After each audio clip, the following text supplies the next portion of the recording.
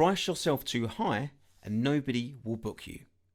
Price yourself too low and nobody will book you because they think that you're cheap and they won't have confidence in your ability.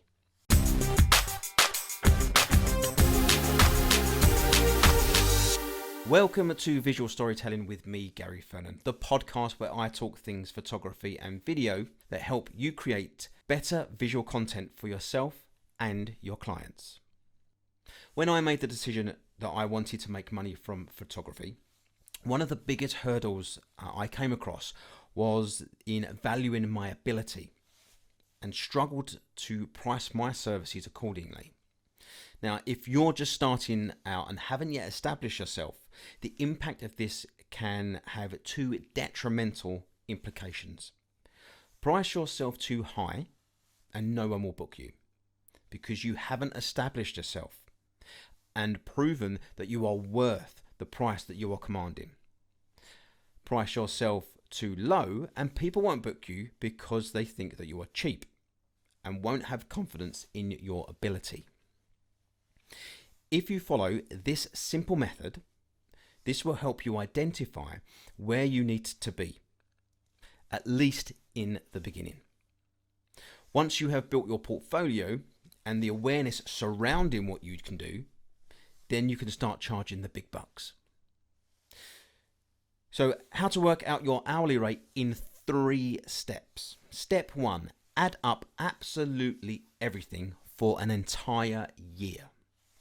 Step 2, divide by 48. And in step 3, divide that again by 40. And you will now have your figure and your breakpoint. So let's look at those points in a little more detail. So number 1, add up absolutely everything for an entire year. So when adding up everything for an entire year, this doesn't include your indulgences or things that, if you're really honest with yourself, you could do without. What I mean here is adding up your cost of living, so the must-have costs such as utilities, car payments, mortgage, rent, these kind of expenses. This will give you your baseline. I then recommend that you add either 10 or 20% because you want to make sure you have a little extra each month for unforeseen additional outgoings and of course profit. Once you have this figure, you can then incorporate the remaining steps to work out your hourly rate. So number 2, there are 52 weeks in a year. Deduct 4 weeks to allow yourself some holiday throughout each year, which is where I got 48 from. So divide by 48. So once you've worked out 1, divide that number by 48. That's 52 weeks in a year minus 4 for holiday. Your lucky thing. And then on to number 3, divide that number by 40, and that's to reflect a 40-hour working week. Once you got that number, you have your hourly rate.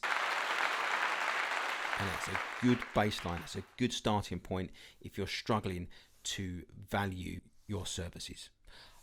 Hopefully this has helped. And until next time, be creative, be inspired, be you.